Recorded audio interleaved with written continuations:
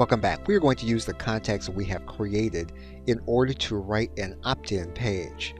And basically, what we're going to do is we're going to give individuals information from one of the modules. And we're going to ask ChatGPT to write the copy for our opt-in page.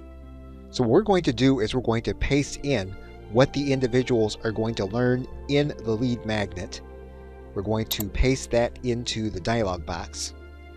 And then we're going to give the rest of the prompt and instructions to ChatGPT. So we have written in our prompt and we have given the outline for the content in the lead magnet. So now what we're going to do is we're going to hit enter. And ChatGPT is going to give us some output. So you can use the entire context that you have created inside of the project in order to create an opt-in page, and that's what we have done. Now we don't have to use all of the content for this opt-in page. However, we are off to a good start with the content that ChatGPT has given us. Okay, so with that, thanks, and I will see you in another video.